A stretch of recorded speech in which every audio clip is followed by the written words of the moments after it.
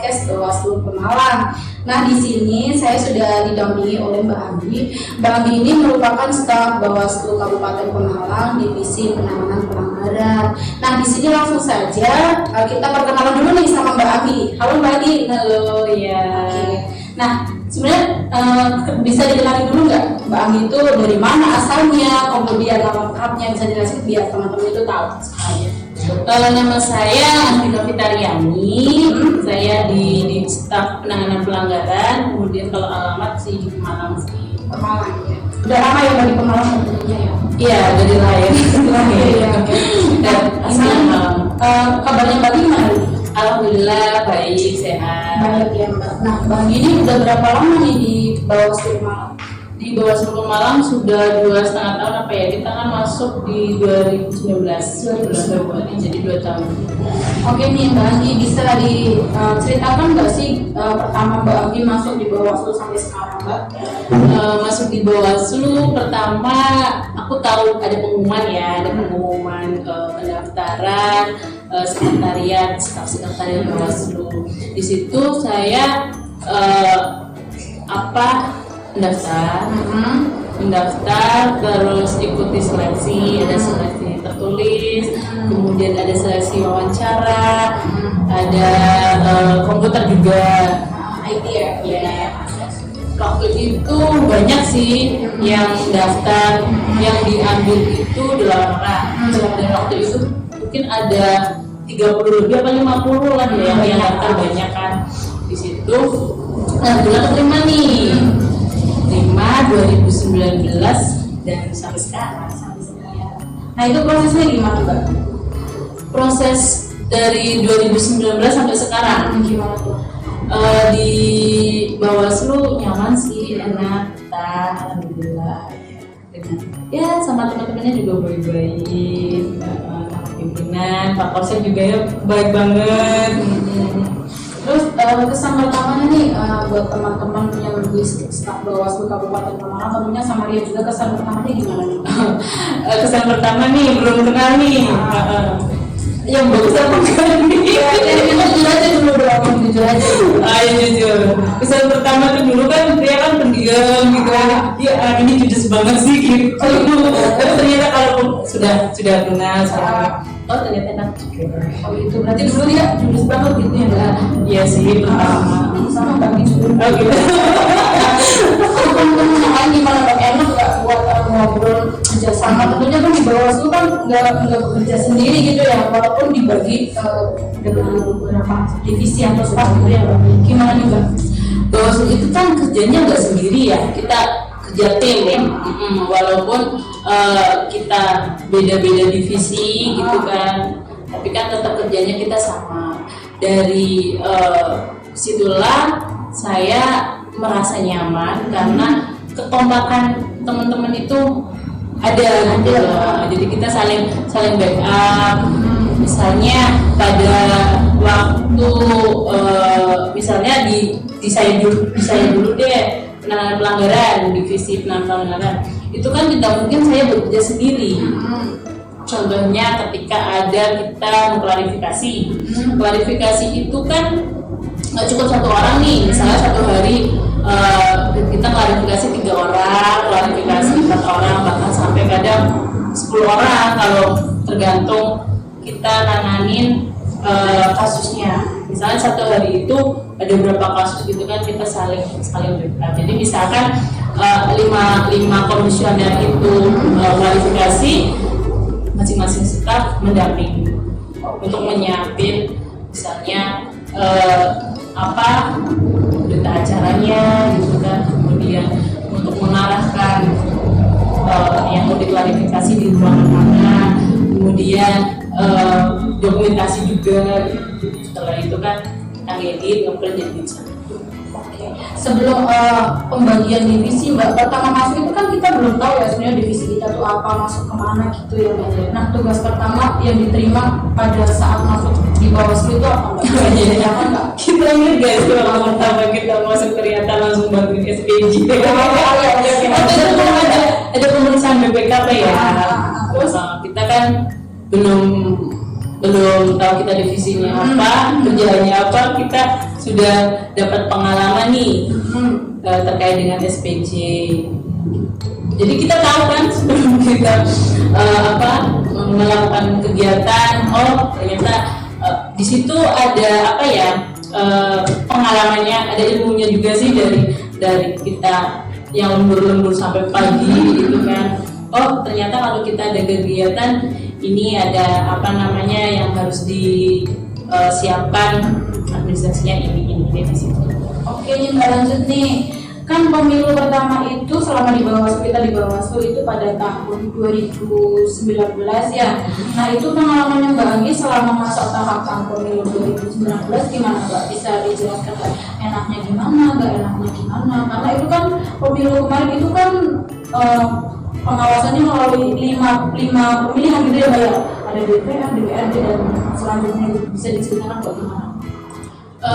Terkait pengawasannya itu kemarin pemilu ya, pemilu itu pada saat pemilu pengalaman saya pengawasan kita harus yang pertama mungkin menguasai regulasi dulu, menguasai aturannya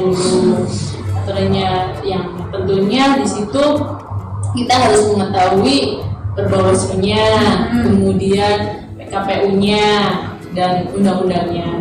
Perbawaslunya itu kan itu pegangan kita bagaimana untuk melakukan setiap pengawasan pada tahapan. Kemudian PKPU-nya itu kan peraturan Komisi Pemilihan Umum itu kan pegangan dari penyelenggara KPU. Kita juga harus tahu di situ aturannya gini, pengawasannya seperti ini. Kemudian dari undang-undangnya juga, di undang-undang itu kan juga sebagai dasar kita melakukan pengawasan. Itu harus dikuasai dulu sih. Nah selain menguasai itu ada nggak sih Mbak pengalaman Anggi yang lebih seru atau yang menarik gitu, yang berkesan buat Mbak Anggi?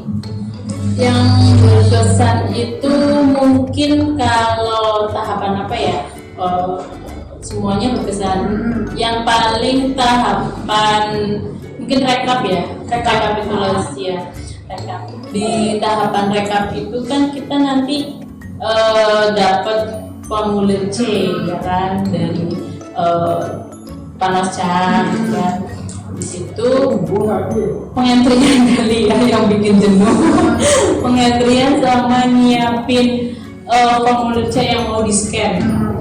Itu kan banyak banget ya, baru di 5 itu ya nggak enak sih kalau di situ kali ya.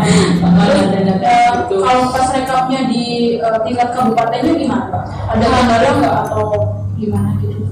Kalau rekapnya di tingkat kabupaten waktu kita ikut mengawasi itu sih nggak ada. Ya mungkin ada sih beberapa problem mungkin antara data kita dengan yang disampaikan di penyelenggara itu berbeda gitu, ada juga waktu itu ada di PTA gitu kan, ada juga, tapi ya semuanya kita clear sih. Di situ kita mengetahui. Tadi kan katanya pulangnya malam gitu ya, itu salah satu enak atau nggak enaknya Mbak kerja di Bawaslu? Gimana ya, dibilang enak ya enak, dibilang enggak ya enggak, tapi kita kan kerja di Bawaslu sudah harus siap 24 jam ibaratnya kan, dan kita sebagai pengawas kan ya enak-enak aja sih, enak itu. Kalau kadang-kadang mungkin capek kali ya. Jadi kalau misalkan kita sudah pulang malam banget, pagi-pagi harus berangkat lagi nanti sampai malam gitu. Tapi ya sebenarnya nggak begitu beban banget sih gitu, karena asik aja kalau kita menikmati. Ada ketakutan sendiri nggak? Enggak sih, kalau takut sih nggak ada. Terus itu kan kayaknya juga penerbitan APK gitu ya. Terus itu Mbak Ani gimana? Ikut mencabutin atau gimana disedangkan? Itu pada masa ini apa namanya kampanye. Kan sebelum di masa tenang kita harus membiskan semua tuh ya kan. Kita malam itu kan kita nyabutikan pada waktu hari malam tenang, kemudian masih ada kampanye. ya enak-enak aja sih kita nikmatin, tapi kadang ya susah juga ya kalau yang tinggi-tinggi. Dan itu tentunya dibagi ya Mbak dengan staf cowok juga ya. Nah ini balik lagi nih Mbak, awal pesan masuk Mbak di Bawaslu itu gimana? Pesan masuk di Biasanya Bawaslu ketemu teman-teman yang lain gitu. Oh, teman-teman yang lain sih enak, apalagi teman-temannya juga baik-baik kan. Terus apa punya Cara ini Mbak apa namanya? Cara Mbak Anggi membagi waktu. Ini kan Mbak Anggi udah berkeluarga nih ya. Ya, udah. Cara membagi Mbak Anggi antara pekerjaan dengan di rumah gimana Mbak? Apalagi cewek ya. Ini kan tentunya ada yang nyuci, nyetrika mungkin gitu ya Mbak. Nah, cara membaginya gimana Mbak? cara bagi waktunya kita kan pagi kan jam 8 sampai jam 4 itu kan secara apa namanya sesuai aturan kan, tapi kadang kan di luar kalau ada lemburan atau kerjaan yang lain kan juga bisa sampai malam. Paling membaginya aku kalau pekerjaan rumah kalau malam Walaupun itu udah keadaan capek ya Mbak. ya iya sih, tapi bagaimana lagi kan juga harus dikerjakan kan, harus bagi waktu kerjaan sama rumah. Kalau misalkan kalau di rumah nggak dikerjain berantakan semua dong. Iya benar juga sih. Nah ini Mbak Ani sendiri ini kan di Bawaslu Kabupaten Pemalang ini kan stafnya divisi penanganan pelanggaran. Nah ada nggak sih Mbak kesan-kesan Mbak Ani selama menerima laporan dari masyarakat? Kesan penerimaan laporan itu kadang ada yang laporan marah-marah gitu loh. Laporan, Mbak ini aku mau laporan begini, padahal kan laporan itu kan ada mekanismenya kan, kita orang tersebut juga harus mengisi formulir, kemudian juga kita mintain identitas. Kadang kan ada yang nggak mau tuh, ya pokoknya saya laporan ya, terus kan harus syarat materi formnya juga gitu kan. Kalau tanya mana buktinya kayak gitu, nggak ada, pokoknya saya laporan ini. Kalau itu cara mengatasinya gimana dari Mbak Ani sendiri? Saya tenang dulu, saya tenang. Mungkin kasih minum gitu ya, silakan bapak dulu. Ini loh prosedur laporan ini ada prosedurnya seperti ini saya jelaskan di sini. Oke. Nah itu biasanya orang yang lapor itu, masyarakat yang lapor itu kebanyakan dari masyarakat awam atau dari partai politik maupun pendukung ini Mbak, pasangan calon. Kalau pengalaman kemarin sih laporan ada yang dari ini tim kampanye, kemudian juga ada dari WNI ya, warga negara Indonesia. Kalau kemarin di pilkada, ini bicara dengan pilkada itu kan berarti kan WNI tapi yang domisili di sini. Kalau pemilu kan beda. Jadi kemarin ada WNI, terus tim kampanye. Oke nih Mbak, obrolan kita ini sebenarnya santai juga ya Mbak, santai Ada serius ya. semoga santai juga nih bagi sahabat Bawaslu yang menyaksikan. Nah ini mengingatkan juga nih kepada sahabat Bawaslu di luar sana nih Mbak yang sedang menonton kita, jangan lupa untuk ikuti akun Bawaslu Kabupaten Pemalang yang tertera di bawah ini. Jangan lupa like, comment, and subscribe, lebih seperti itu ya Mbak ya. Nah nantinya juga kita akan sering nongol nih di YouTube Bawaslu Kabupaten Pemalang, dan tentunya sahabat Bawaslu juga jangan bosan-bosan buat mantengin terus akun media Bawaslu Kabupaten Pemalang, karena nantinya informasi-informasi terkait kepemiluan akan kita tetap sosialisasikan melalui akun media Bawaslu Kabupaten Pemalang. Nah untuk penanganan pelanggaran sendiri itu Mbak, bisa dijelaskan nggak kepada teman-teman Bawaslu perbedaan cara penerimaan laporannya dari segi pemilu dan pilkada, sama apa beda Mbak? Sama sih, mungkin bedanya kan formnya beda, kemudian juga waktu penanganannya juga berbeda, karena perbawaslunya juga kan berbeda. Nah selanjutnya ini Mbak Ini kan udah di Bawaslu 2 tahun ya, 2 tahun. Nah itu selain divisi penanganan pelanggaran, Mbak Ani tentunya di Bawaslu juga ini ya Mbak, nggak Mbak Ani sendiri yang menangani ya Mbak, karena kalau klarifikasi juga mesti dibantu oleh staf yang lain gitu ya Mbak. Iya kan, ya itu pasti. Jadi kita kan saling membantu kan, apalagi kalau ada klarifikasi itu satu hari bisa 3 orang, 5 orang, nggak mungkin kan sendiri, aku nyiapin sendiri kan nggak mungkin, jadi sama-sama. Nah, Mbak Andi ini kan divisi penanganan pelanggaran, staf divisi penanganan pelanggaran. Nah, bisa dijelasin nggak sih Mbak, pelanggaran pemilu itu apa aja sih jenisnya? Jenis pelanggaran pilkada pemilu itu kemarin kan ada kode etik, kemudian ada pelanggaran administrasi, ada pelanggaran pidana, perundangan lainnya. Nah, bisa ini nggak Mbak diceritain Bawaslu Kabupaten Pemalang itu menangani berapa kasus dalam pilkada 2020? Kalau kemarin Bawaslu Kabupaten Pemalang itu total meregister itu ada 13 kasus ya, kita meregister 13 kasus. Di situ ada kebanyakan di pelanggaran administrasi. Nah, itu untuk mekanisme penanganan pelanggarannya gimana Mbak? Mekanisme penanganan pelanggaran itu ada yang bersumber dari laporan, kemudian ada juga bersumber dari temuan. Kemarin yang di laporan itu ada berapa ya? 2 kayaknya. 2. Selain dari jenis-jenis pelanggaran yang tadi saya sebutkan, Bawaslu Kabupaten Pemalang juga menangani terkait dengan protokol kesehatan.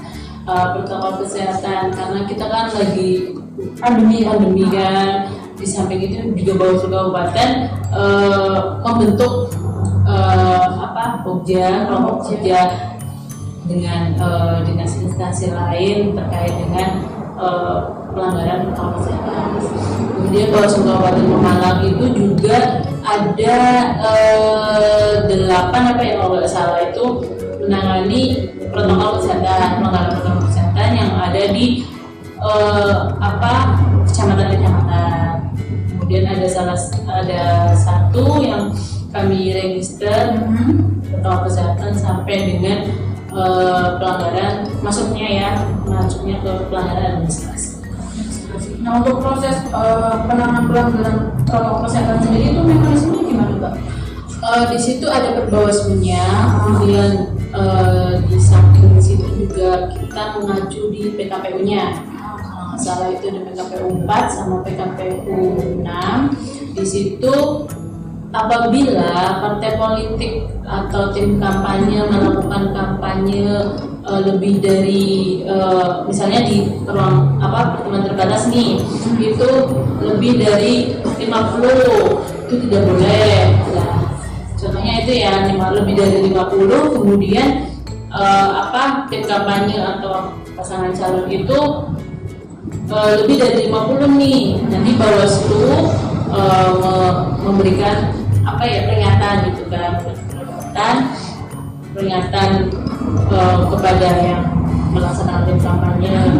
Kita memberikan itu ketika dalam waktu 1 jam tidak dibubarkan, kita memberikan surat peringatan tertulis nih. Kalau 1 jam tidak diindahkan, itu kita nanti melakukan pelanggaran. Di situ kita meregister ya sesuai dengan mekanisme penanganan pelanggaran di peraturan Bawaslu. Dan itu masuknya pada temuan atau laporan? Temuan. Kalau itu temuan, karena di situ pengawas yang langsung mengawasi sih.